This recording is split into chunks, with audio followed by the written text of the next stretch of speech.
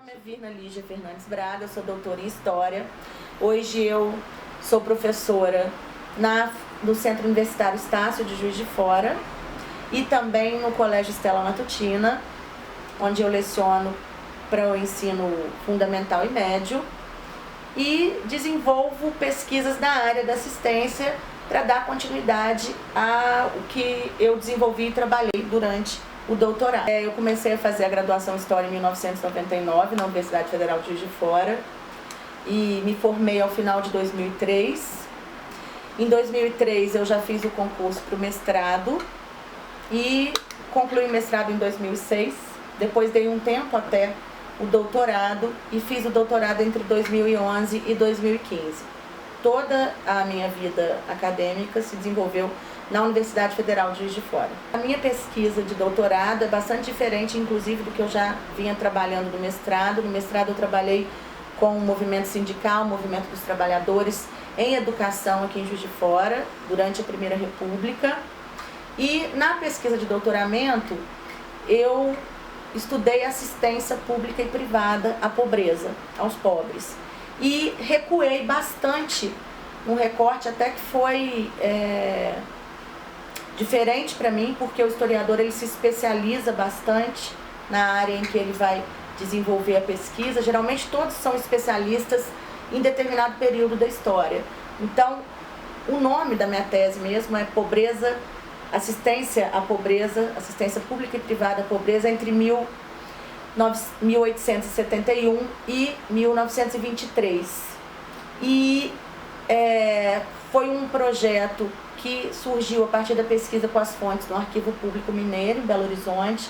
Ali você tem uma infinidade de fontes relacionadas às instituições privadas durante o Império e a Primeira República, principalmente, até 1930, e também fontes sobre o Estado mesmo, Secretaria de Assistência Pública, vários outros segmentos que vão sendo estruturados no decorrer da Primeira República e também depois.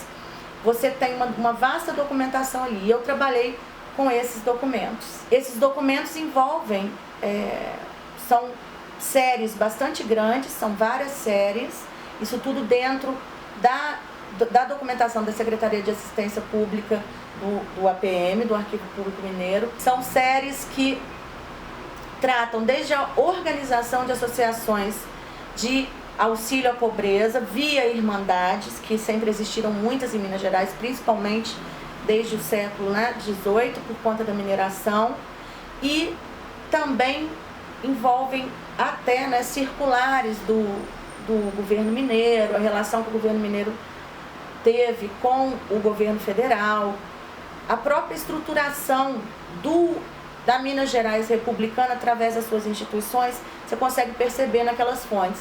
Mas o meu ponto principal na tese foi tentar mapear como é que o governo de Minas Gerais se relacionava com essas instituições de assistência, principalmente, primeiro, aquelas organizadas pela sociedade civil, então privadas, muitas delas de cunho religioso, outras não, mas a maioria tinha uma relação laica, ainda que fossem laicas, elas tinham uma ligação forte com várias ordens religiosas, e também como é que o governo vai aos poucos, paulatinamente, assumindo os cuidados assistenciais ou estabelecendo uma parceria com essas instituições privadas para tentar dirimir, minimizar os efeitos da pobreza, principalmente desde os anos finais do Império até a década de 20 da Primeira República, que é quando a gente tem uma série de transformações no Brasil que são bastante significativas e que envolvem a economia, a política e a sociedade. Vai ser uma prática comum,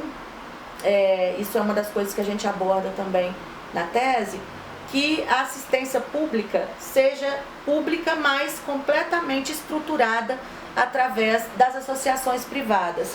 Como que isso vai acontecer? Existiam, então, os subsídios, que são as subvenções. O Estado de Minas Gerais subvencionava todas as instituições privadas de caridade, de auxílio à pobreza, e aí, desde o final do 19 também, a gente vai ter uma espécie de separação desses espaços. O hospital vai ser a Santa Casa de Misericórdia o orfanato vai ser específico para as crianças, os hospícios para os loucos, porque antes era tudo muito misturado. Isso também é uma espécie de racionalização desses espaços assistenciais. Isso também é uma mudança importante, mas a subvenção que já existia desde a colônia, passou pelo Império, continua durante a Primeira República, pelo menos até 1923, que é o recorte cronológico final que o meu trabalho alcança. E isso é uma espécie de parceria entre o governo e as associações privadas.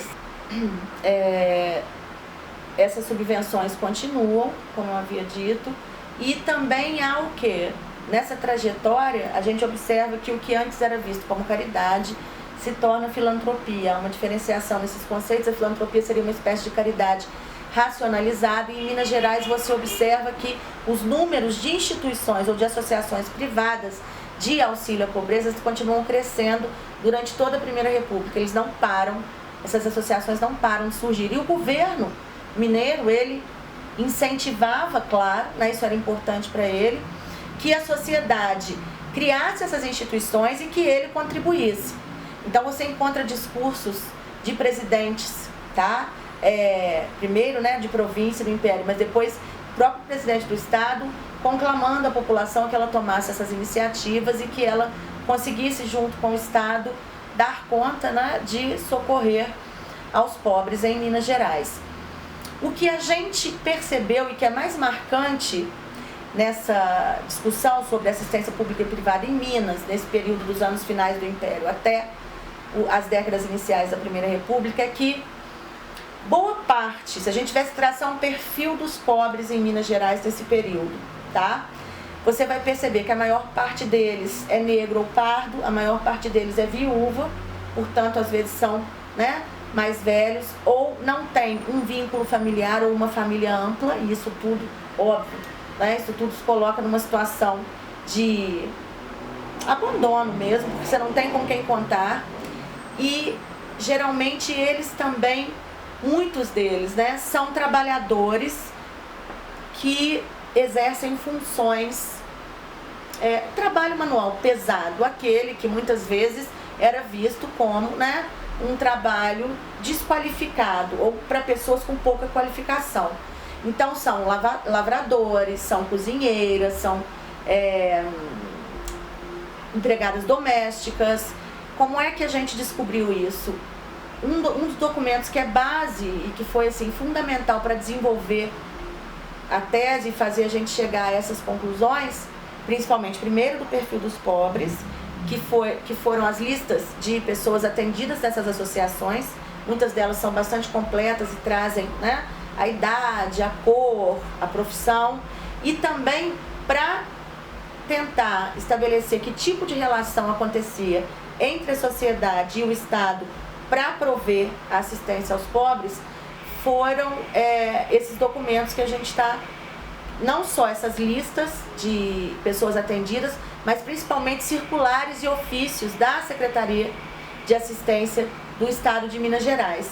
A gente tem duas circulares que são muito emblemáticas, uma de 1907 e outra de 1923, que pedem que cada comarca, cada cidade faça um mapeamento das suas instituições. Foi assim que eu consegui descobrir, né, que a gente tinha mais de 100 santas casas, destacando o papel também das Irmandades de São Vicente de Paulo, que são bastante numerosas no estado de Minas, mas foi dessa forma que a gente conseguiu perceber como é que se dava a relação entre, né, a sociedade e o estado de Minas para prover a assistência. E é importante destacar também que essa é uma permanência na história de Minas Gerais e na própria história do Brasil também. A gente teve em 2014, ou em meados de 2015, a Santa Casa de Ouro Preto ficou meses fechada porque o governo não estava repassando a sua subvenção. Então, quer dizer, é uma estrutura que surge ainda na colônia, que passa por uma série de modificações, mas que também pode representar uma dessas permanências que a gente percebe na história. É uma relação entre, na verdade, o que a gente vê hoje é uma assistência pública, mas que durante muito tempo foi em sua maior parte privada e que ainda hoje tem uma porcentagem considerável de de parceria entre o Estado e a sociedade civil.